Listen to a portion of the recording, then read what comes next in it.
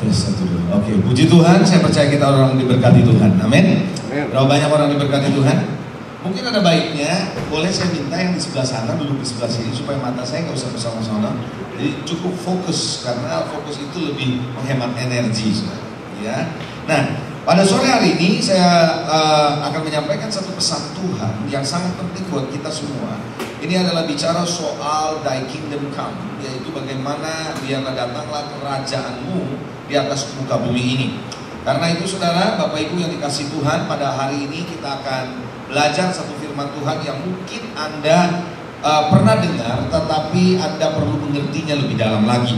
Ya, saya ajak Bapak Ibu yang dikasih Tuhan untuk buka satu ayat firman Tuhan di dalam Injil Matius. Dalam Injil Matius, satu hal yang sangat penting, sebuah ayat yang tidak asing lagi buat setiap kita. Dalam Matius pasalnya yang ke-6 ayatnya yang ke-8. Matius pasal 6 ayat yang ke-8. Bagi Anda yang membawa Alkitab, Anda membaca bersama-sama dengan saya. Matius pasal 6 ayat yang ke-8 sampai dengan ayat yang ke-15. Oke?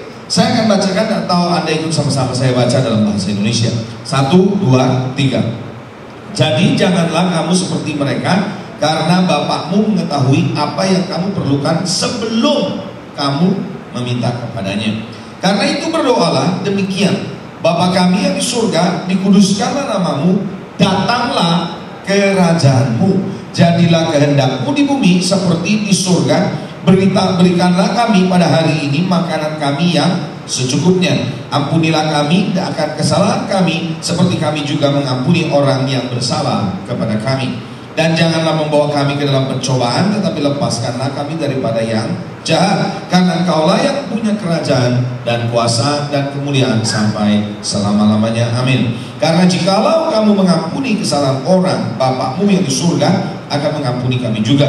Kamu juga. Tetapi jikalau kamu tidak mengampuni orang, Bapakmu tidak akan mengampuni kesalahanmu. Nah saudara, saya mau mengambil satu titik di mana Thy Kingdom Come, datanglah kerajaanmu, jadilah kehendakmu di atas muka bumi ini.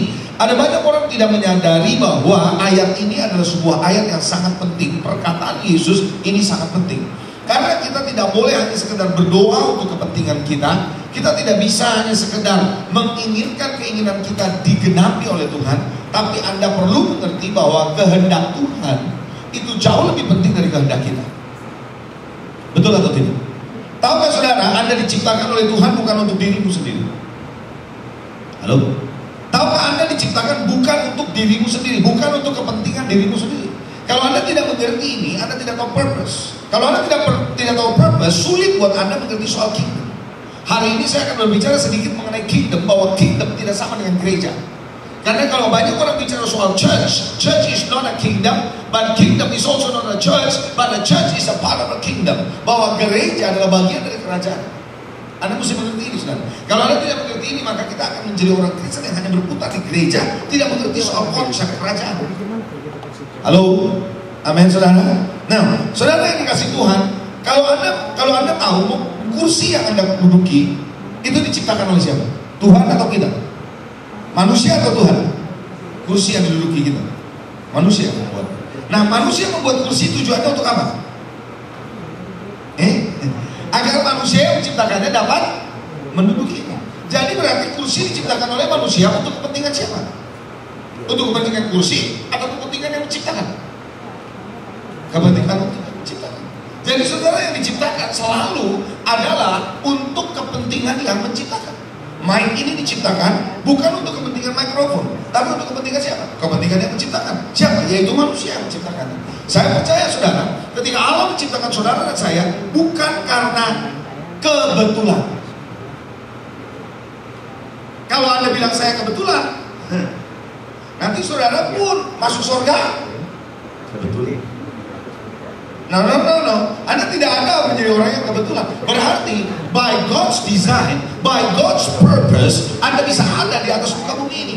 Oleh karena Tuhan yang merancang, oleh karena Tuhan yang punya tujuan. So Anda ada dalam bumi Indonesia atau bumi yang ada di sini, di Vancouver, di Kanada.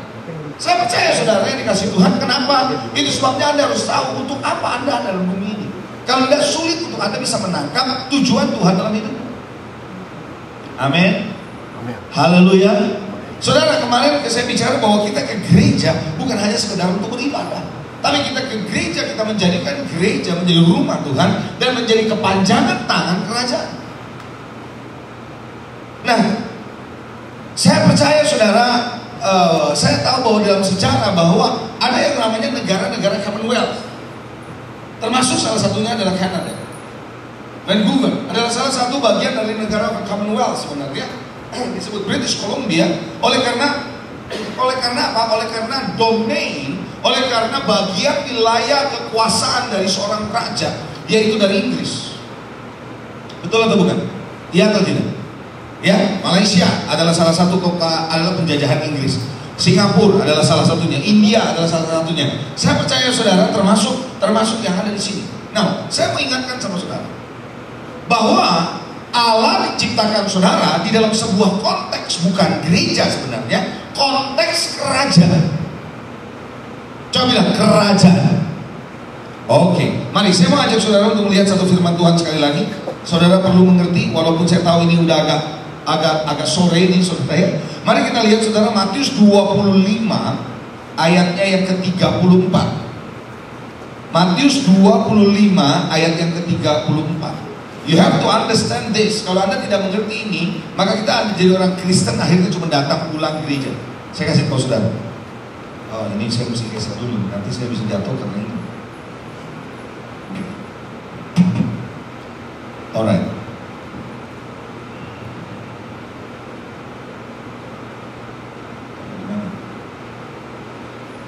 Oke, di sini aja. Di sini aja. Alright. Oke. Siapa yang pernah merasa bosan ke gereja? Angkat tangan. Orang jujur masuk surga. Loh, saya orangnya gitu saudara. Saya tanya, siapa yang pernah merasa bosan ke gereja? Tinggi-tinggi, angkat tangan tinggi-tinggi. 1, 2, cukup 3 orang yang jujur, yang belakang nggak jujur.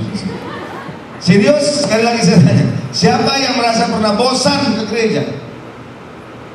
Alright. Saudara tahukah saudara salah satu penyebab mengapa kita bosan ke gereja? Because we don't know what to do in the church. Because we don't know apa yang ada terjadi dalam gereja. Kita tidak mengerti dalam sebuah gambar yang besar dari Tuhan di dalam kehidupan dan rencana kita. Dan kita berpikir bahwa kalau kita ke gereja kita sudah cukup. Itu sebabnya mengapa ada banyak orang datang ke gereja bosan. Karena di gereja hanya bolak-balik itu terus. Saya bisa ngomong jujur di sini apa adanya. Boleh? Boleh atau enggak? Mau atau enggak? Ready atau enggak? Saudara yang dikasih Tuhan, ada banyak orang datang ke gereja sudah tahu. Pertama ngapain, kedua ngapain, pendeta habis khotbah ngapain, you know exactly. Dan Anda bahkan bisa tidur di mana, di sela-sela Anda bisa tidur. You know exactly what's going on. Do you know why? Karena rutinitas sudah masuk dalam sebuah gereja. Ketika rutinitas masuk dalam sebuah gereja, kebosanan akan melanda gereja. Halo? Salah satu penyebab mengapa rutinitas masuk dalam gereja, karena gereja tidak tahu untuk apa gereja ada. Gereja mesti tahu untuk apa dia ada. Kenapa dia ada di Kanada? Kenapa dia ada di Indonesia? Kenapa? Bukan cuma karena ada orang Kristen lalu kita bikin ibadah. Itu namanya pasar. Karena ada orang Indonesia kita bikin pasar makanan untuk Indonesia. No, kita tahu saudara gereja berada because of the kingdom. Mari kita lihat Matius 25 ayat yang ke-34. Saya berharap kita tidak menjadi bosan kalau Anda sudah ngerti yang namanya kingdom. Percaya saudara, kalau Anda sudah terjebak dengan rutinitas, kalau Anda sudah terjebak dalam hanya sebuah ibadah saja, gereja akan malas. Anda ke gereja akan malas. Bahkan Anda merasa gereja kurang menarik. Dan karena kurang menarik, dibuatlah acara supaya menarik. No, yang bisa membuat orang betah di dalam gereja, because Christ, Jesus, the owners of the church, the head of the church, bahwa dia adalah kepala gereja, ada di dalam gereja. Amin. Haleluya. Mari kita lihat Matius 25 ayat yang ke-34. Matius 25 ayat yang ke-34. Baca sama-sama saya dengan suara keras dalam bahasa Indonesia. Ya, sudah? 1, 2, 3. Dan raja itu akan berkata kepada mereka yang di sebelah kanannya, Mari hai kamu yang diberkati oleh Bapakku. Apa katanya? Terimalah kerajaan yang telah disediakan bagimu sejak dunia dijadikan. Wow. Berarti kerajaan Allah sudah ada sejak kapan? Halo? Saya tanya, sejak kapan? Sejak kapan dunia kerajaan itu Allah itu ada? Sejak dunia diciptakan. Berarti saudara, ketika dunia diciptakan, di situ manusia diciptakan. Tahukah saudara, berarti ketika manusia diciptakan, maka Tuhan menanamkan, Tuhan memberikan kepada manusia apa kalau gitu? Hah? Kingdom. Coba bilang kerajaan. Karena kerajaan sudah ada sejak dunia diciptakan. Berarti waktu Anda diciptakan, Allah memberikan Anda apa sebenarnya? Mandat kerajaan. Satu kekuatan kerajaan. Betul atau tidak saudara? Karena Tuhan berkata subdue. Engkau artinya apa? Kuasai segala ciptaan Tuhan. Taklukkan dan berkuasalah. Pernah baca ayat ini? Dalam Kejadian pasal 2. Pernah baca? Bahwa Tuhan berkata, taklukkan segala ciptaan Tuhan, berkuasalah atas segala yang Tuhan sudah berikan kepadamu. Pernah baca itu saudara ya? Berarti saudara, ketika Allah ciptakan manusia, berarti Allah memberikan apa? Satu kemampuan untuk menaklukkan. Berarti saudara yang dikasih Tuhan, Anda ini dahsyat sebenarnya. Coba bilang sebelah saudara, kamu ini dahsyat sebenarnya. Coba bilang begitu. Coba bilang sebelah saudara, kamu ini dahsyat sebenarnya. Nah, oleh karena kita tidak mengerti kedahsyatan Tuhan dalam hidup kita, maka itu saudara, yang di dalam kita tidak teraktivasi. Because we don't know we are part of the kingdom. Nah, kenapa saya perlu ngomong ini dulu supaya saudara mengerti? Ikutin saya supaya saudara tahu bagaimana orang begitu sulit orang Kristen untuk bisa menjangkau jiwa-jiwa, untuk bisa membawa Injil kepada orang lain, karena konsepnya adalah gereja. Nah, Anda mesti mengerti dulu landasannya. Nanti saya akan masuk ke sana ya. Oke? Nah, saudara, berarti saudara, ketika Tuhan berkati Adam dan Hawa, Tuhan berkata, taklukkan bumi, berkuasalah, ada segala ciptaan yang Tuhan sudah berikan kepada dia. Betul ya? Berarti saudara, manusia punya insting untuk berkuasa. Setuju atau tidak? Manusia punya insting untuk berkuasa. Gak percaya? Coba lihat. Di pemerintahan, orang kepengen berkuasa nggak? Haus kuasa nggak? Yes. Coba lihat saudara, di dalam mana lagi? Di sekolah, orang juga haus kuasa nggak? Yes. Jangankan di sekolah, jangankan di pemerintahan, di bisnis juga ya. Orang haus kuasa ya, betul ya? Di dalam pemerintahan, di dalam pendidikan, di dalam usaha, bisnis, orang juga haus kuasa. Tahukah di rumah tangga juga orang haus kuasa? Oh, bukan cuma suami yang mau jadi kepala, istri mau jadi leher. Karena leher yang menentukan kepala, nunduk, naik gitu saja. Bukan kepala. Boleh aja suami jadi kepala, tapi aku yang jadi lehernya, kata istri. Leher yang menentukan kepala. Kiri lo kiri, kanan lo kanan, mau apa? Ayo. Halo. Nah, kenapa? Karena masing-masing punya haus kuasa. Yes or no? Saudara tahu di gereja juga podo. Kalau orang Jawa bilang podo aja. Apa? Sama-sama pengen menunjukkan.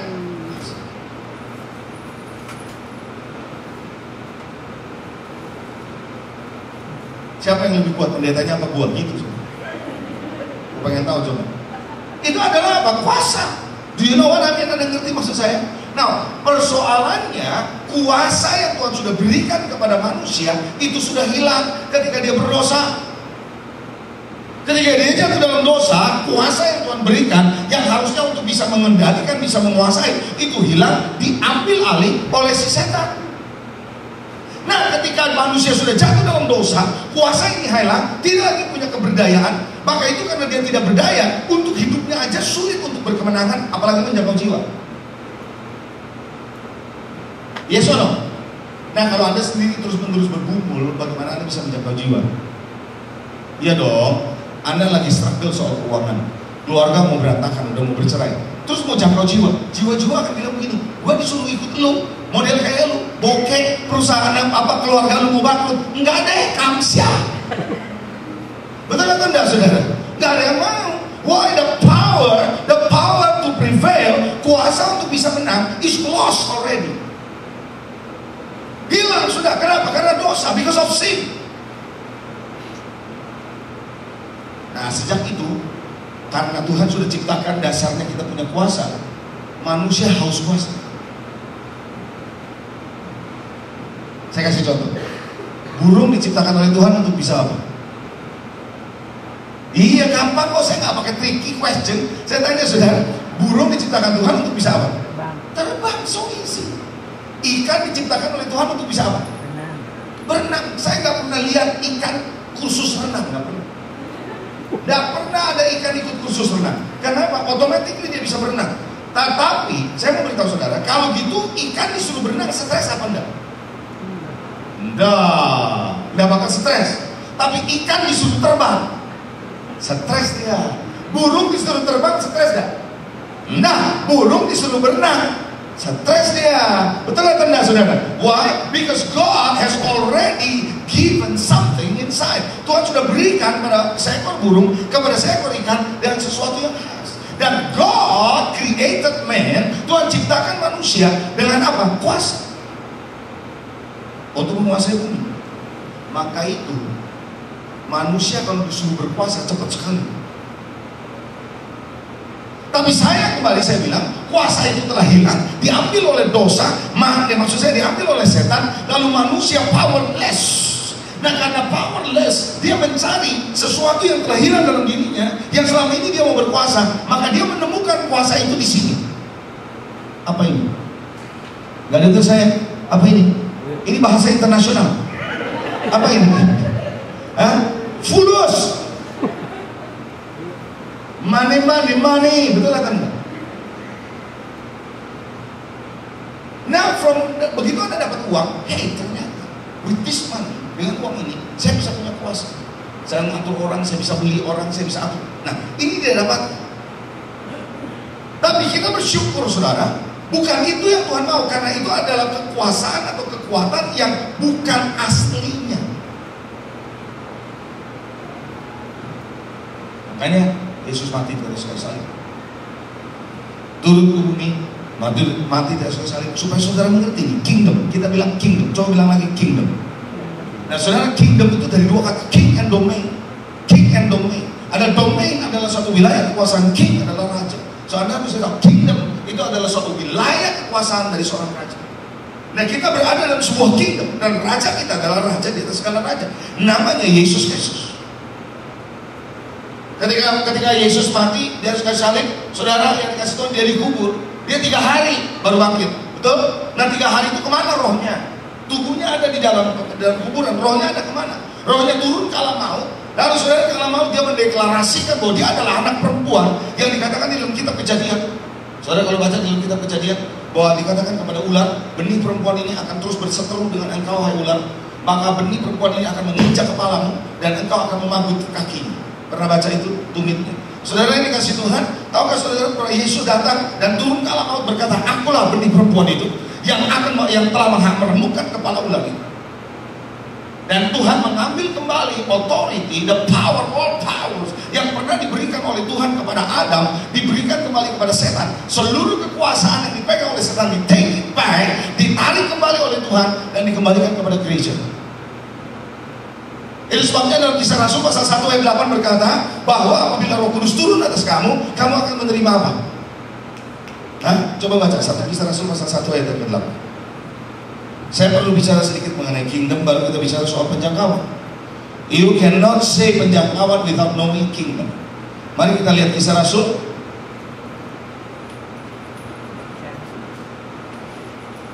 pasal yang pertama. Kita baca sama-sama ya. Haleluya.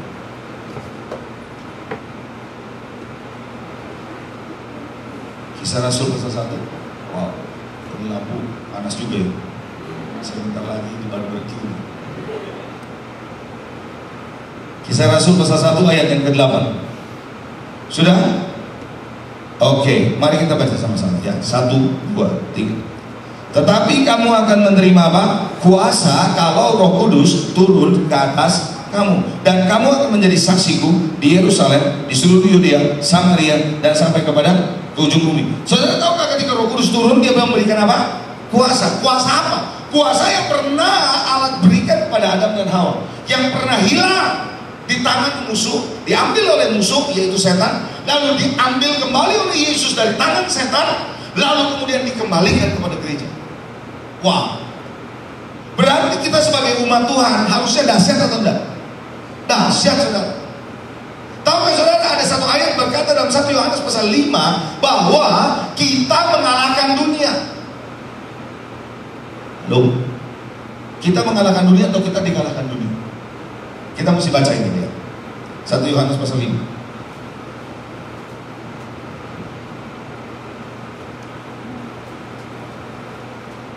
Satu Yohanes pasal 5 ayat 1. Anda mesti ngerti ya, Anda ini orang kerajaan, bukan orang gereja. Walaupun Anda anggota apa ini namanya, House for All Nations Church, International Church, tapi sebenarnya Anda adalah anggota kerajaan. Anda mesti ngerti. Mari kita lihat 1 Yohanes pasal 5 ayat 1 ya. Saya baca ya. Setiap orang yang percaya bahwa Yesus adalah Kristus lahir dari Allah. Apakah Anda percaya Yesus adalah Kristus? Berarti Anda lahir dari siapa? Hah? Halo, jemaat? Pendeta bertanya, jemaat ben? Oke, saya tanya sama saudara. Kalau Anda percaya bahwa Yesus adalah Kristus, Anda lahir dari siapa? Dari Allah. Dan setiap orang yang mengasihi Dia yang melahirkan, mengasihi juga Dia yang lahir dari apa daripadanya. Inilah tandanya bahwa kita mengasihi anak-anak Allah, yaitu apabila mengasihi Allah serta melakukan perintah-perintahnya. Sebab inilah kasih kepada Allah, yaitu bahwa kita menuruti perintah-perintahnya. Perintahnya itu tidak berat. Coba bilang, perintah Tuhan itu tidak berat. Saya ngomong, ayo ngomong lebih keras sama saya. Perintah-perintah Tuhan tidak berat. Tidak berat. Tapi kita suka bilang apa? Saya mau tanya, kita suka bilang apa? Iya Pak Pendeta, saya tahu sih Bapak ngomongnya gitu, tapi susah ya Pak ya. Pernah ngomong gitu enggak? Sering ya. Sekarang saya tanya, perintah Tuhan susah atau enggak? Tidak. Nggak bisa jawab. Saya tanya, perintah Tuhan susah atau enggak? Tidak. Berat atau enggak? Tidak. Hah? Enggak berat loh, ayatnya ada. Anda lebih percaya yang mana? Ini apa pikiranmu sendiri? Because we believe in our thoughts, that's why I believe so. Tapi Anda harus percaya pada firman. Firman berkata tidak berat, yang bikin berat itu kita. Katakan amin. Amin. Alright, lanjut. Sebab semua yang lahir dari Allah, Anda lahir dari Allah bukan? Ya. Ya, yang lahir dari Allah ngapain? Mengalahkan dunia. Wow. Berarti dunia dikalahkan oleh siapa? Kita. Nggak dengar saya, oleh siapa? Kita. Coba senggol saudara-saudara, oleh kamu loh. Coba bilang gitu. Orang kamu, orang yang percaya pada bahwa Yesus adalah Kristus, karena kita lahir dari Allah. Betul atau tidak?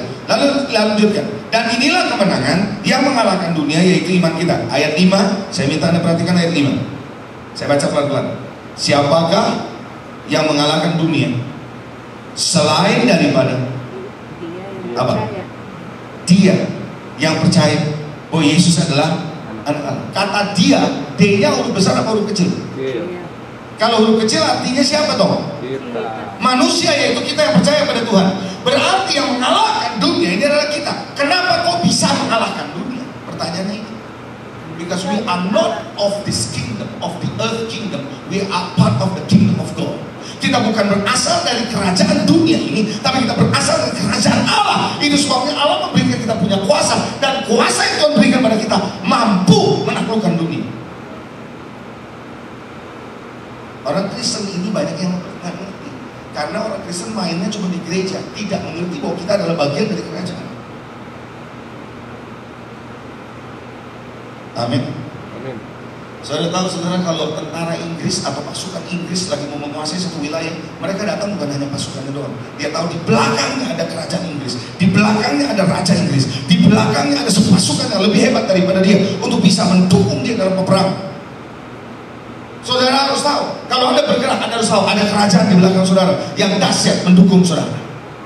Haleluya. Itu yang membuat Anda bisa punya kekuatan kuasa. Nah, kalau kita jadi orang Kristen tidak berdaya.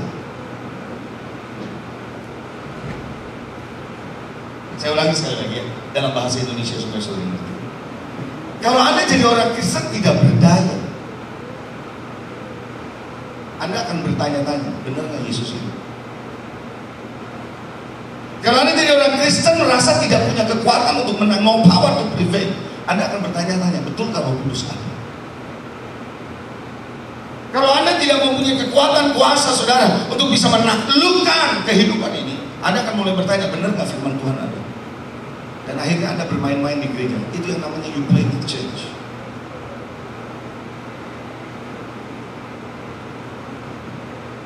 Tapi sore hari ini, Anda yang duduk di ruangan ini, Anda harus tahu, Anda bukan cuma bagian dari gereja, tapi adalah bagian dari kerajaan.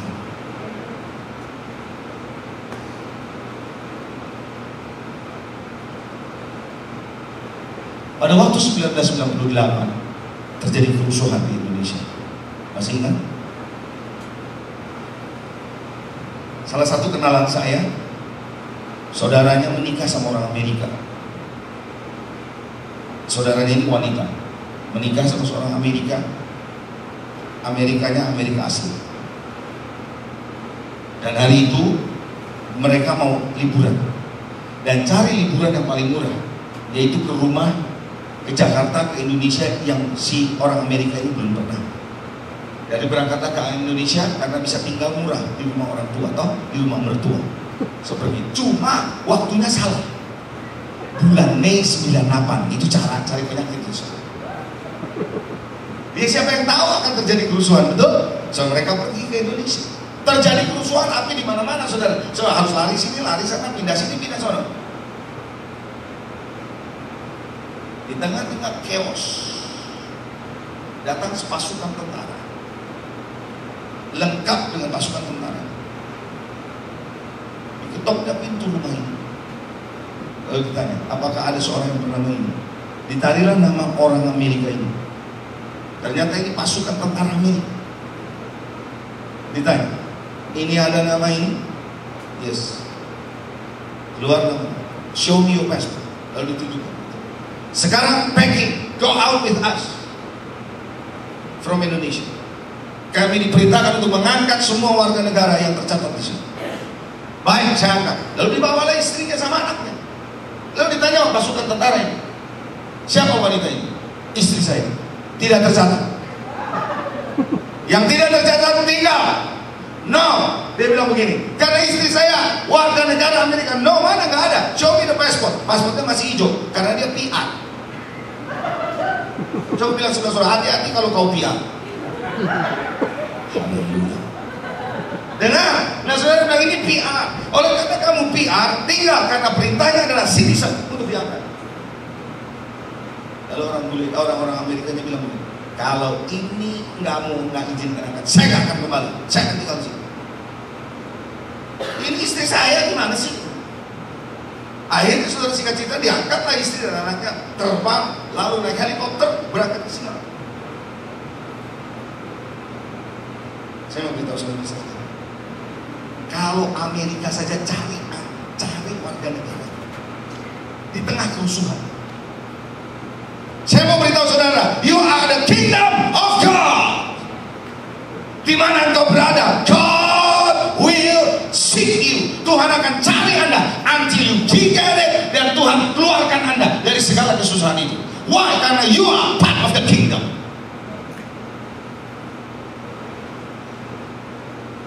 Kita mesti mengerti bahwa di dalam kita ini ada yang dasar. Cuma kita nggak ngerti. Kita hanya bermain-main di dalam kerajaan yang namanya gereja. Akhirnya gereja berubah jadi kerajaan. No. Thy kingdom come. Coba bilang, datanglah kerajaan. Coba bilang lagi, datanglah kerajaan. Bagaimana kerajaan Allah bisa datang kalau yang ada di gereja, kerajaan Allah diduduki oleh orang-orang? No. Jadi hari ini saya mau ingatkan sama saudara, bahwa kita bukan hanya sekedar ada di dalam gereja untuk beribadah, kita harus tahu ada mandat Tuhan. Coba katakan mandat Tuhan. Saudara tahu salah satu mandat Tuhan apa? Dalam Matius 28 berkata apa? Pergilah, apa? Jadikanlah sekalian bangsa muridku. Sekalian bangsa. Jadi yang namanya memuridkan adalah bukan memuridkan perorangan, termasuk discipling nations. Coba muridkan bangsa untuk menjadi muridku. Ajarkan mereka. Mereka yang dibaptis dalam nama Bapa, Anak, dan Roh Kudus, dia akan diselamatkan. Betul atau tidak, saudara? Karena itu saudara, pada hari ini saya mau mengajak saudara bahwa salah satu mandat kerajaan yang Anda harus terima bukan kebaktian. Nggak jelas ya saudara? Jelas ya?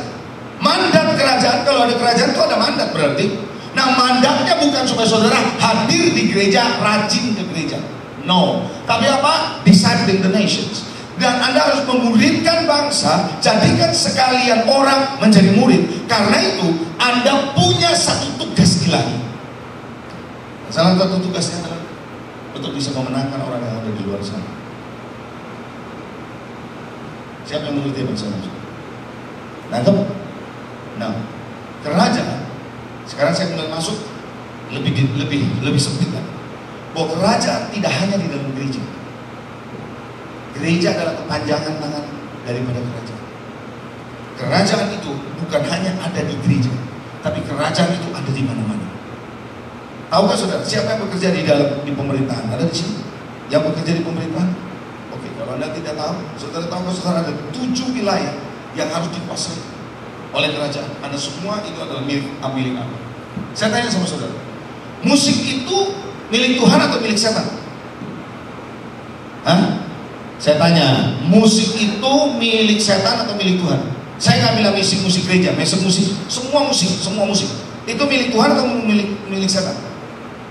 Hah? Bisa jawab? Siapa yang bilang milik setan? Katakan. Siapa yang bilang milik Tuhan? Katakan. Siapa yang nggak tahu siapa yang punya?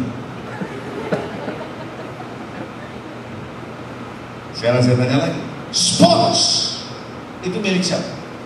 Tuhan atau dunia ini? Sports. Siapa yang bilang milik dunia? Siapa yang bilang milik Tuhan? Bisnis milik Tuhan atau milik dunia ini? Siapa yang bilang milik Tuhan? 2 orang. Siapa yang bilang milik dunia? Atau siapa yang bilang milik saya? Milik dunia. Siapa yang bilang milik dunia?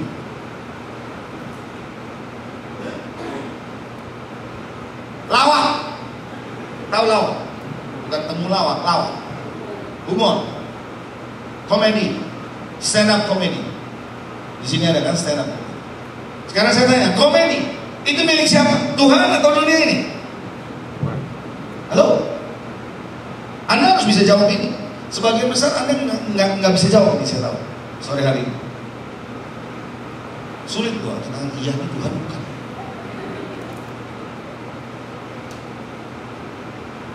Saya percaya kalau saya ngomong soal khotbah di gereja, Anda pasti tahu bilang itu pasti Tuhan. Sekarang saya tanya, nari, seni, lukis, itu milik siapa? Tuhan atau dunia ini? Siapa yang bilang milik Tuhan? Siapa yang bilang milik dunia ini? Politik, milik siapa? Dunia atau Tuhan? Siapa yang bilang milik dunia? Angkat tangan. Siapa yang bilang milik Tuhan? Angkat tangan. Bingung Pak. Militer, milik siapa? Milik Tuhan atau milik dunia ini? Saya mau beritahu saudara, tidak ada satupun di dalam dunia ini yang menjadi milik dunia karena semua diciptakan Tuhan. You have to know that. Kenapa Anda bisa bilang ini dunia? Kenapa Anda bisa bilang ini orang punya? Kenapa Anda bisa bilang ini Tuhan punya? Ini dunia punya. Karena kita punya konsep sudah berubah dari konsep kerajaan menjadi konsep gereja. Ini jadi masalah. Ketika konsep kerajaan menjadi konsep gereja, ini jadi kacau. Kingdom of God itu harus domain, ingat, the domain of the king adalah wilayah kekuasaan dari raja segala raja. Itu bukan cuma di gereja, bro. Kantormu itu the domain kerajaan. Di bisnismu, di tempat pendidikan di mana Anda ngajar, itu adalah wilayah domain kerajaan. Di politik itu adalah domain kerajaan. Kalau enggak ada yang namanya Sadrak, Mesak, Abednego, Daniel di dunia politik. Enggak ada yang namanya Joseph atau Yusuf di dunia politik. Sports itu milik Tuhan. Karena semua adalah ciptaan Tuhan. Yes or no? Berarti, sekarang saya tanya sama saudara, bisnis itu kotor atau enggak? Tolong dijawab. Bisnis itu kotor atau enggak, Bapak Ibu? Yang bilang kotor atau enggak? Yang bilang enggak kotor. Yang bilang setengah kotor. Sebagian gak punya tangan loh ini. Bahaya ini jemaat gak punya tangan. Kotor gak bisnis? Kalau bisnis kotor, Yesus tidak akan dibesarkan di keluarga bisnismen. Saudara mau tahu, ayahnya Yesus namanya Yusuf, tukang mebel, dagang mebel. Gak mungkin dia dibesarkan di keluarga pebisnis. Dan gak ada ayatnya begini. Kalau Tuhan bilang bisnis kotor, nggak ada ayat yang muncul begitu. Akulah pokok anggur itu dan bapakku adalah pengusahanya. Pernah baca nggak ya? Coba baca di ayat itu. Yohanes 15 jelas itu. Oh, akulah pokok anggur dan bapakku apa? Pengusahanya. Kalau pengusaha kotor Tuhan nggak pakai. Pakailah istilah lain. Ngapain pakai pengusaha? Bisnis itu tidak kotor. Yang bikin kotor orangnya. Coba bilang sebelah saudara, kamu yang bikin kotor, coba bilang.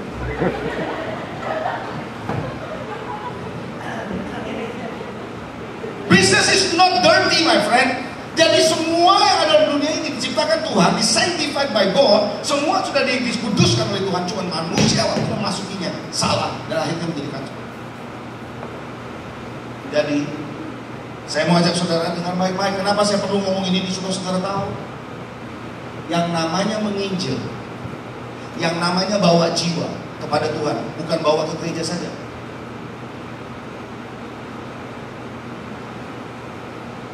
Soal bawa ke gereja itu nanti next step. Karena gereja adalah rumah Tuhan, gereja adalah keluarga Tuhan. Saya tahu, saya punya local church.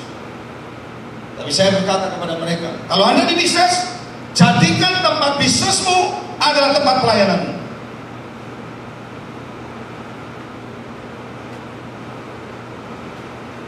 Amin. Saya kesaksian sama saudara. Karenanya Anda punya konsep gak boleh gereja. Kalau gereja cuma semua, ayo bawa ke gereja, bikin acara supaya orang datang ke gereja. Gak semua orang mau datang ke gereja. Ada banyak orang alergi sama gereja. Gak tahu saudara ini. Alergi sama gereja. Lu jangan ngomong soal gereja lah, gua udah banyak kecewa sama gereja gitu.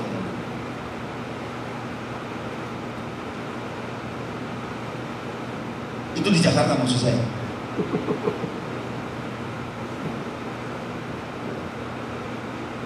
Tapi saudara, saya mau beritahu saudara. Saudara mau tahu, saya sedang melayani seorang artis di Indonesia. Artis ini kalau ngomong sama saya masih begitu, sama istri saya. Tapi dia punya hati untuk mulai mendengar firman. Dan dia dari agama yang lain, Muslim. Saudara mau tahu? Saya tantang dia. Kamu betul mau? Saya bilang sama salah satu temennya atau manajer. Karena kebetulan manajernya adalah jemaat saya. Saya bilang sama dia.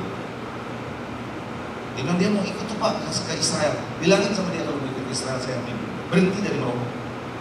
Mau nggak? Oh dia mau lupa.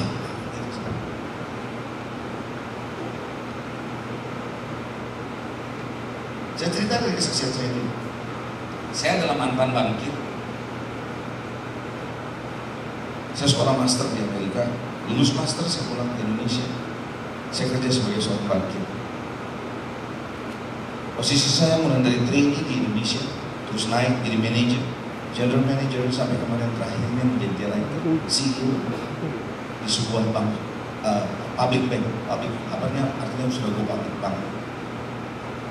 Nah, ketika saya masih bekerja sebagai general manager, setiap kali orang minta kredit, karena saya adalah bidang marketing dan kredit, jadi saya yang memutuskan kredit. Proposal itu datang pagi-pagi jam 9 datang di meja saya. Ada seseorang, anak buah saya, Pak, ini ditunggu oleh nasabah. Apa yang mau? Kita datangkan gini. Oke. Waktu saya baca, saya merasa ada pimpinan roh untuk menghentikan bacaan itu, tutup ngomong sama orang ini. Saya bilang ngomong apa tuh? ini bukan gereja. Waktu itu saya belum mengerti soal pengajaran secara detail, tapi paling tidak saya tahu bagaimana saya harus melayani sama siapa saja. Itu aja.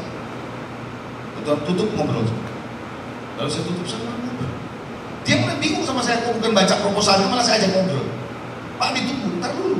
Saya ajak ngobrol. Makin saya ngobrol, Tuhan makin pimpin saya. Itu ya, anak buah saya matanya mulai merah, mulai berkaca-kaca. Dia mulai nangis tersemukan. Saya kasih dia tisu. Wah, nangis terus. Itu saudara, nangis terus. Ini lagi jam 9 ini. Mau gak kamu saya doain? Dia lihat saya bingung. Ini jilid saya mau doain saya. Ini bukan lagi kebaktian, bukan lagi di gereja nih, lagi acara di kantor. Dia bilang, Bapak mau doain saya? Iya, mau gak kamu didoain? Boleh Pak. Lalu saya pencet telepon sekretaris saya. Saya bilang ini, jangan ganggu saya, karena saya lagi ada urusan penting. Pintu saya tutup, tapi kaca saya buka semua, supaya orang tahu. Karena yang datang di dalam ini adalah wanita, anak buah saya. So people know, kalau orang lewat lihat di dalam ini bahwa saya tidak ada macam-macam dengan wanita ini. Kemudian itu saya tutup. Saya bilang ke sekretaris, jangan ada orang yang ganggu saya dulu ya. Lalu saya berdiri, saya tumpang tangan, doa, nangis sesembuhkan. Setelah itu saya tutup. Dia udah senang, saya tanya, kenapa kamu nangis? Bapak mau banyak suara. Bapak tahu nggak siapa saya? Karena saya tahu kalau kamu nggak tahu. Saya adalah pekerja Tuhan di sebuah gereja seperti itu. Tapi saya sudah tinggalkan lama gereja. Saya sudah kecewa sama gereja. Tapi Bapak bicara sama saya sesuatu, menguatkan saya kembali datang kembali. Lalu saya bilang, kembali ke gereja, cari Tuhan yang kembali. Saya mau beritahu saudara, waktu saya doakan dia, saya tidak doain di gereja, tapi di kantor saya. Why? Kingdom of God tidak dibatasi oleh gereja. Kalau Anda jadi businessman, Anda harus bisa bersaksi dengan para businessman yang lain dong. Yes or no? Makanya kita disebut imamat yang betul. Kalau Anda guru, Anda jangan bilang, oh nanti saya bawa ke gereja biar Pak Pendeta yang injili. No, Anda yang bertugas untuk menjadi bagian dari kerajaan, part of the kingdom.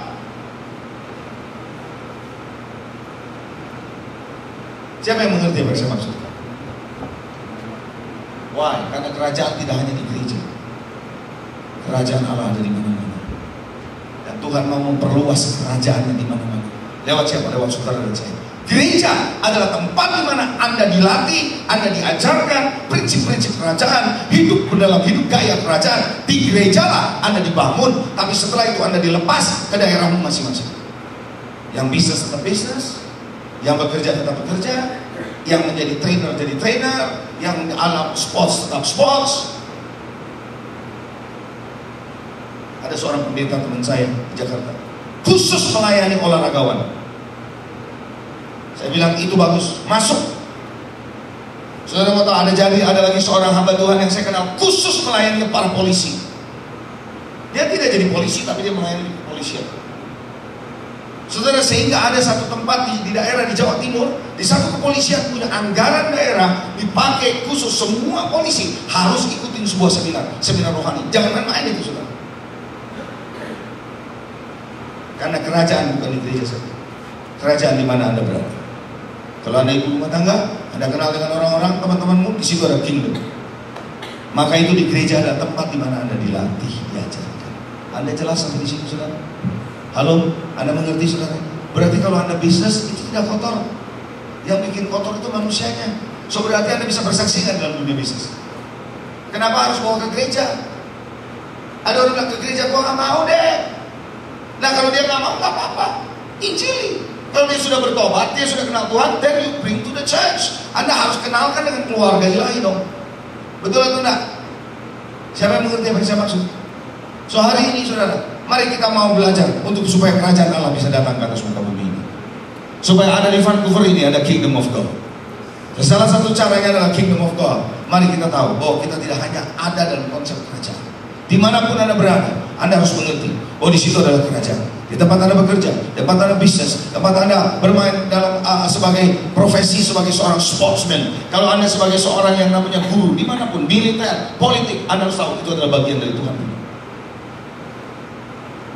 Dan kalau Anda seperti itu, berbahagialah. Ada amin, saudara? Mari kita punya kehidupan bahwa kita bukan hanya hidup untuk sekedar beribadah. Karena orang berpikir asal saya udah ke gereja sudah cukup. Yang penting saya ke gereja setia, perpuluhan dikembalikan ke gereja, bawa persembahan, nyanyi, ujian, selesai urusan. No, itu tidak cukup. Karena gereja adalah tempat di mana kita dibangun, dilatih. Mari kita buka 1 Korintus pasal 14.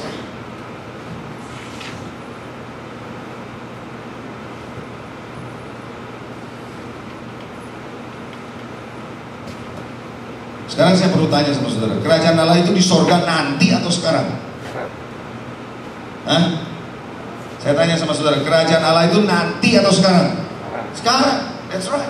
Sekarang, nggak ada Anda bilang kerajaan Allah nanti di sorga. No, now, on the earth. Maka itu supaya kerajaan Allah bisa ada di seluruh bumi, seluruh wilayah kita harus kuasai. Baru kerajaan Allah datang. 1 Korintus 14, 26. Sudah? Saya baca. Jadi bagaimana sekarang saudara-saudara? Bila mana kamu berkumpul dalam sebuah ibadah, hendaklah tiap-tiap orang ngapain? Mempersembahkan sesuatu. Yang seorang mazmur, yang lain nyatan Allah, karunia bahasa roh, karunia menafsir bahasa roh. Tapi semuanya harus digunakan untuk apa? Jadi kita ke gereja tujuannya untuk apa? Dibangun. Bukan cuma buat ibadah. Ke gereja bukan hanya sekadar untuk ibadah, tapi untuk dibangun.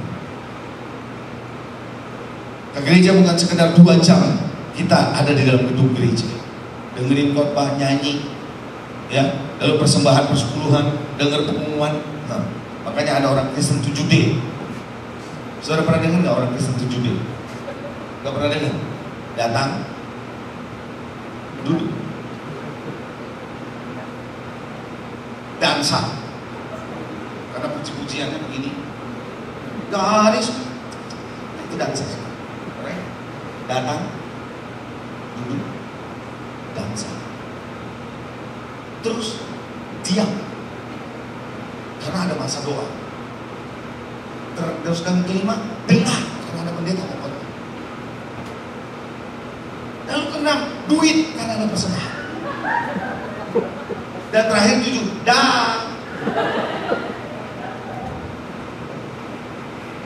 itu orang Kristen 7D. Datang, duduk, dansa, diam karena kita mulai doa untuk firman, terus dengar khotbah. Anda sekarang dalam posisi dengar.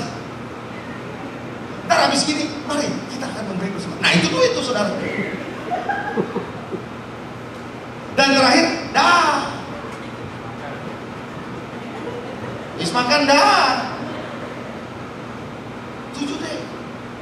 Anda jadi orang Kristen muter begini terus, saya jamin Anda akan bosan. Jamin.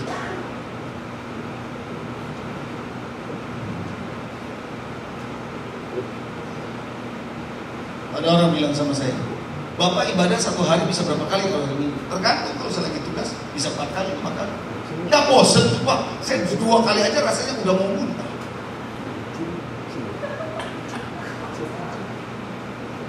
Kenapa Anda mau? Kita terjebak dalam rutinitas. We don't know bahwa kita ini part of the kingdom. Kalau kita tahu kita part of the kingdom, gak bakal kita bosan. Anda akan berkata, equip. So pada akhirnya kita mati juga, kita harus bertanggung jawabkan di hadapan Tuhan. Amin. Anda harus punya kehidupan, punya tujuan. Seperti kingdom. Anda diciptakan Tuhan untuk kembali ke Tuhan. Amin. Waktu saya di bank, saya pernah tanya soal pengusaha Kristen. Dengar baik-baik. Ini dengar baik-baik, saya minta Anda perhatikan baik-baik. Bapak sebagai pengusaha yang sudah berhasil. Kalau saya seorang pendeta, dia tahu saya pendeta. Saya tanya sama dia. Saya masih bekerja di mana? Bapak ngapain sih hidup sebenarnya Pak? Kenapa Bapak nanya gitu? Ya saya nanya aja. Karena dia lebih tua dari saya. Tolong Pak, kasih tahu saya apa tujuan Bapak. bisnis. Kaya ke gereja supaya bisa masuk surga. Kaya terus besarkan anak, sekolahin di Amerika di mana, terus biar anak saya berhasil. Setelah itu bisa saya turunkan ke anak-anak saya jadi kaya juga. Habis gitu saya masih punya tabungan, saya pensiun. Habis gitu jalan-jalan, terus dia udah kesel sama saya, terus saya nanya, Bapak ini nanya terus-terusan udah terakhir begini. Terus iya enggak, saya mau nanya, terus ngapain Pak? Habis gitu ya kembali ke rumah Bapak lah. Begitu, saya nggak terusin. Dari situ saya tahu ada banyak orang Kristen gitu, cari duit, sukses, anaknya dewasa, anaknya jadi kaya, sisa hidupnya jalan-jalan, terus Alaska, pulang jalan-jalan, semua menikmati hidup, terus mati. Saya beritahu saudara, orang yang kayak begini, maaf saya ngomong padanya, orang yang begini tidak tahu tujuan hidup, dia hanya numpang hidup. Apa bedanya kalau Anda ada channel televisi yang namanya Discovery atau Planet Animal? Binatang itu melahirkan anaknya, membesarkan anaknya, cari makan untuk anaknya sudah besar, jalan sendiri, habis gitu induknya mati, selesai. Si anak ini nanti punya anak lagi, membesarkan anaknya, induknya mati, selesai. Itu namanya numpang hidup, bro. Coba bilang saudara-saudara, jangan numpang hidup, bro. Coba bilang saudara-saudara, jangan numpang hidup dong.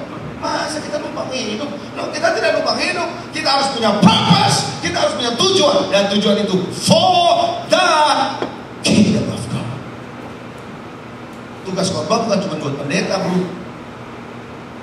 Setiap orang di ruangan ini adalah alat kerajaan, supaya Anda bisa memberitakan kebenaran Tuhan. Setiap orang. Coba bilang setiap orang. Lebih keras sama saya. Setiap orang. Setiap orang. Senggol saya. Termasuk kamu tahu. Coba bilang. Setiap orang. It's not the job or the responsibility of a pastor atau seorang pendeta. No. It's all of us.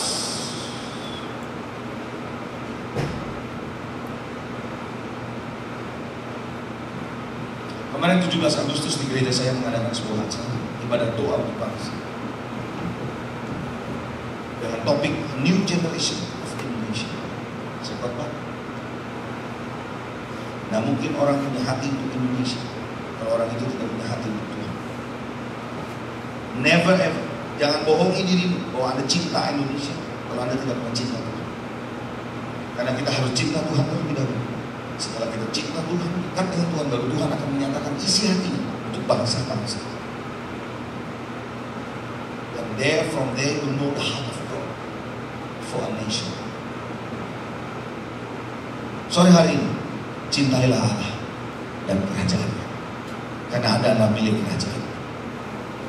Makanya Paulus berkata bahwa kewarganegaraan kita bukan di dunia ini, tapi dalam kerajaan Allah. Kerajaan Allah, surga. Mari hari ini saya mengajak saudara, jadilah orang-orang Kristen di gereja ini, bukan cuma berjemaat di tempat ini, bukan orang Kristen 7D. Coba bilang lagi saudara-saudara, jangan jadi orang Kristen 7D. Coba bilang no. Tapi kita menjadi kingdom of God. The power of God ada pada kita. Saudara, Anda harus percaya bahwa gereja itu sebenarnya dahsyat. Makanya Tuhan bilang apa? Perhatikan sebagai penutup.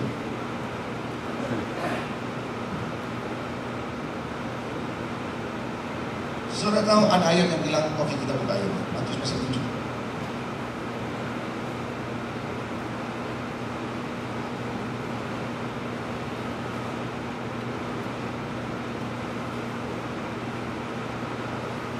Matius 7 ayat 7. Baca sama-sama saya dengan suara keras. Matius 7 ayat 7. Sudah dapat? Matius 7, baca sama-sama ya. 1, 2, 3. Mintalah, maka akan diberikan kepadamu. Carilah, maka kamu akan mendapatkan. Terus, ketoklah pintu, maka pintu akan. Coba bilang, ketoklah. Lebih keras, ketoklah. Maka apa? Pintu dibuka. Sekarang saya tanya, kenapa Anda harus ketok pintu? Why? Kenapa Anda dan saya harus ketok pintu? Kenapa? Bisa jawab nggak? Halo? Anda bisa jawab nggak? Kenapa Anda ketok pintu? Supaya didengar, terus? Supaya didengar, apa lagi? Supaya bangun? Supaya bisa dibukakan. Saudara mau tahu alasan yang paling utama kenapa Anda ketok pintu? Nggak punya kunci.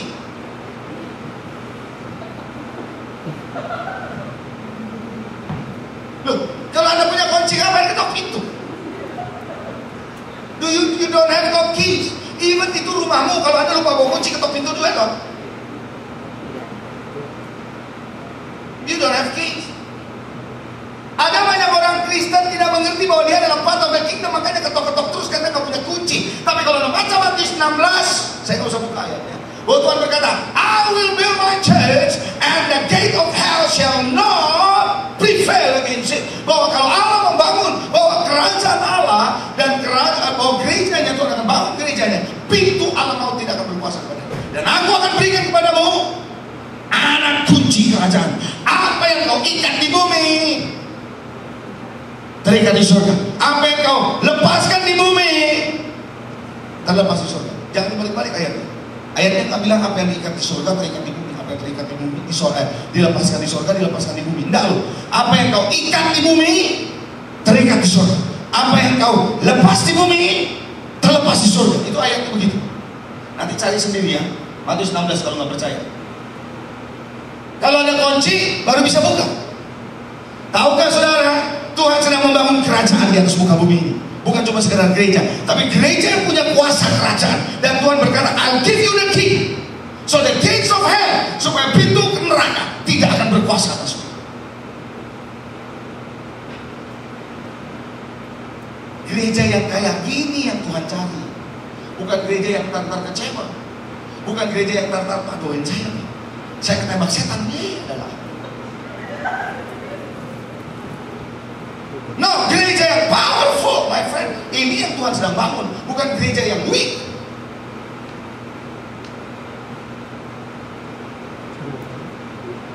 Coba saya tanya sekali lagi sebagai terakhir. Kalau Tuhan bilang, apa yang kau ikat di bumi, terikat di surga. Ya, gitu kan? Apa yang kau lepaskan di bumi, terlepas di surga. Kalau Anda baca ayat itu, berarti yang ambil inisiatif siapa? Surga atau kita? Hah? Surga atau kita? Kita yang ambil inisiatif. Berarti yang nunggu kita apa surga? Yang nunggu siapa? Surga atau kita? Surga. Kita yang ambil inisiatif, Tuhan nunggu. Lu bergerak, gua bergerak. Betul. Tapi kalau kita kan terbalik nih orang Kristen. Nunggu dulu. Tuhan bergerak, saya bergerak. Kenapa konsep itu terbalik-balik?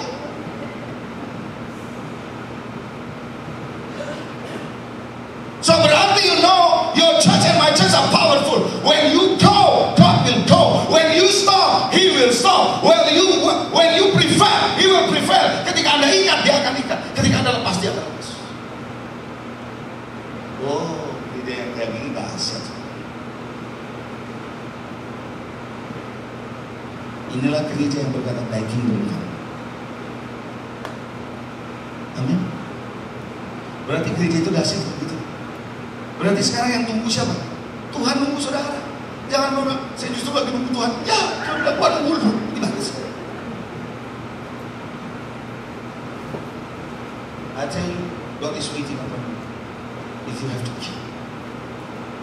Oh, kalau Anda ngerti seperti ini, bahwa Anda baru tahu gereja kayak begini. Apa yang Anda lihat gereja hari-hari ini belum ada apa-apanya. Anda harus lihat gereja yang akan datang. Gereja seperti mula-mula will come back again before Jesus Christ datang kepada yang kedua kali. To show all powers, seluruh kuasa, all authority, all principalities, seluruh kuasa penguasa di udara, supaya mereka tahu this is the church that God builds.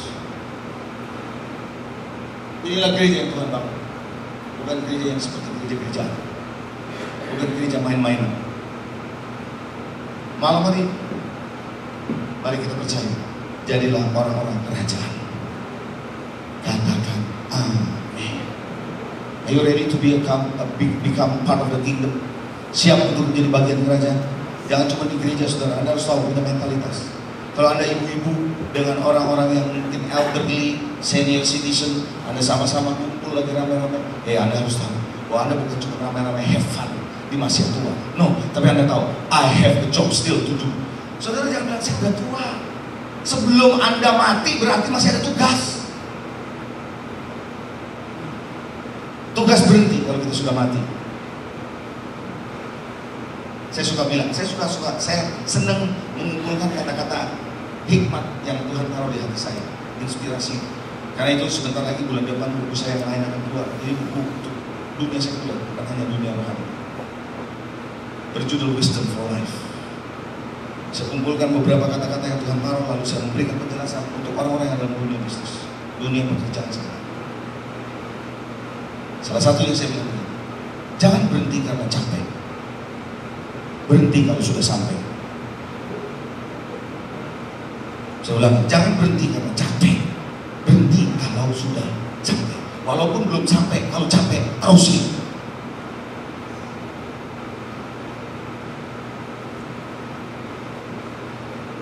Malam hari ini, jangan berhenti karena Anda capek menghadapi masalah. Anda harus tahu, you are part of the kingdom.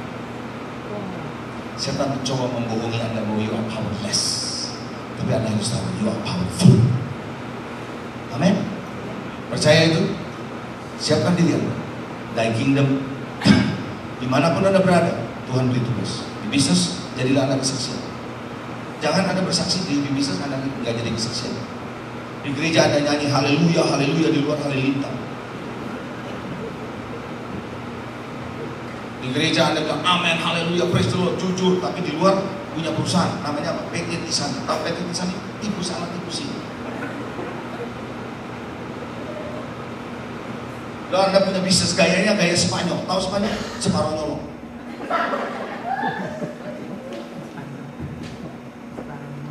But you come to the church. No, that is not the church. Saya berharap inilah waktunya Anda menjadi orang Kristen yang dahsyat. Are you ready? Tuhan tidak perlu jumlah orang yang banyak, tapi jumlah orang yang ngerti kerajaan, bergerak di situ, dahsyat. Jumlah hanya adalah akibat. Amin, saudara. Amin. Puji nama Tuhan. Biarlah saudara dimanapun Anda berada, ibu rumah tangga, tugasmu bukan hanya ngurus anak, ngurus istri. Suami bukan hanya ngantar anak, ngantar istri ke gereja. Kenapa lu ke gereja sekarang? Ya gua habis ngantar anak, ngantar istri, anak gua mau ke gereja, istri gua mau ke gereja, maka antar anak, anak istri. Jadi ngapain lu sekarang? Ternak teri. Apa ternak teri? Antar anak, antar istri.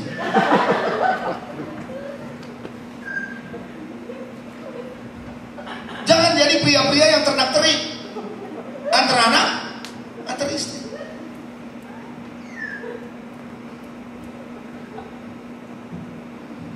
Mari jadilah orang Kristen yang sungguhan. Katakan amin. Haleluya. Amin, saudara.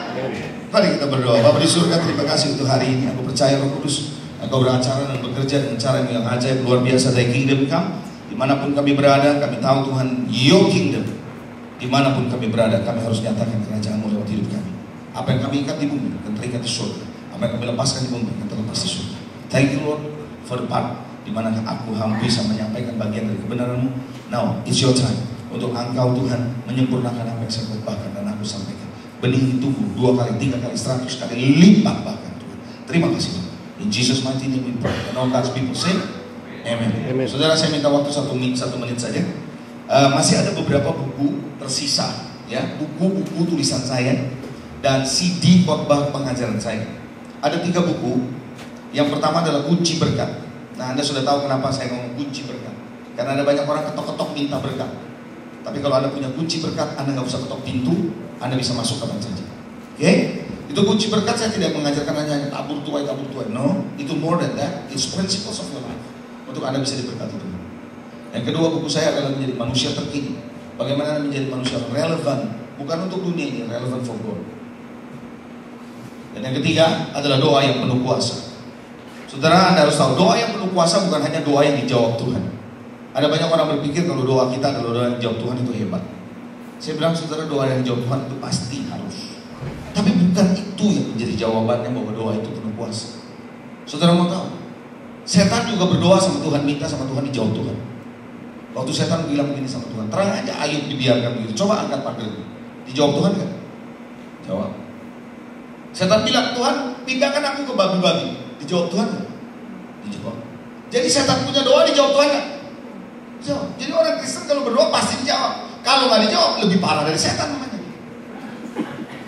Betul kan? Nah, doa yang penuh kuasa yang seperti apa? Seperti Elia berkata, kecuali dengan perkataanku tidak akan turun hujan, tidak akan turun bumi. Itu dahsyat, gak sembarangan ngomong. Karena apa yang ada ikat di bumi terikat di surga, apa yang kau lepaskan di bumi terlepas di surga. That is powerful. Itu ada buku saya ketiga, dan ada 3 CD. CD yang pertama adalah bicara living in blessing zone. Bagaimana Anda hidup selalu dalam zona berkat. Kadang-kadang kemarin saya bilang, Anda telepon, halo, putus. Pernah begitu? Ada langsung bilang putus. Itu namanya GSM kan? Geser sedikit, mati. Saudara, Anda saya percaya nggak mau dapat berkat yang udah dari jalan berkat, putus. No, Anda mau terus diberkati Tuhan. Ada 2 CD di dalamnya. Lalu ada satu lagi CD, kuasa uang, the power of money. Saya kasih tahu saudara, money can give you power. Kalau enggak ada orang yang mau kejar uang. Tapi Anda harus punya kuasa yang lebih dari uang. Karena kekuasaan Anda akan menguasai uang. Saudara tahu kalau saudara ada banyak anak Tuhan di Indonesia loh ya, jangan tersinggung saudara di Indonesia. Kalau disuruh doa, bagus. Layani kunjungan, bagus. Doain orang, kasih renungan, bagus. Sepanjang nggak ada urusan sama duit. Begitu urusan sama duit, manifestasi. Dan kalau duitnya banyak, kesurupan. Itu orang Kristen, ada kan? Why? They don't have power to overpower the power of money. Dan yang ketiga, Anda perlu dengerin. Benih hebat, manusia hebat. Great seed will create great men. Di dalam CD itu, ada salah satu CD-nya adalah kesaksian. Kesaksian ini adalah seorang anak Tuhan dari Sumatera Utara. Menjadi orang yang gelandangan.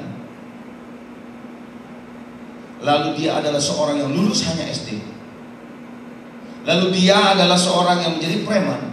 Dan masuk Jakarta jadi dari tukang angkat sayur di pasar induk, kuli angkut. Dan dia cerita sama saya, kadang-kadang sekarang dia punya pinggang sudah sakit karena dia pernah jadi kuli angkut. Dan dia menjadi sopir truk. Dia menjadi seorang yang urusin taman di rumah orang. Tapi sekarang dia menjadi seorang pengusaha di Indonesia, lulus SD loh, nggak ngerti bahasa Inggris. Dia bisa menjadi seorang usaha untuk berusaha. Bisnisnya apa sekarang? Adalah pakaian bayi terbesar di Indonesia dengan 600-700 karyawan dari seorang gelandangan. Because of a great seed. Dan dia bilang, saya bukan hanya anak gelandangan, tapi anak yang dibuang. 6 bulan anak orang tua saya menikah, saya dibuang, mereka bercerai. Saya tidak tahu siapa ayah saya. Tapi orang ini dahsyat.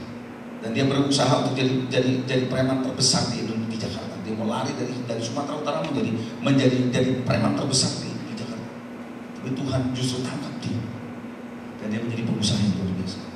Saya kenal dia. Dia sering ikut dari seminar saya. Karena dia bilang, saya sangat berdoa. Hari ini saya mau beritahu saudara, 3 itu CD ya. Saudara Anda bisa dapatkan 3 CD, 3 buku itu nanti Anda bisa temukan. Jumlahnya tidak terlalu banyak lagi. Ya. God bless you. Saya kembali ke yang paling. Nanti mungkin anak saya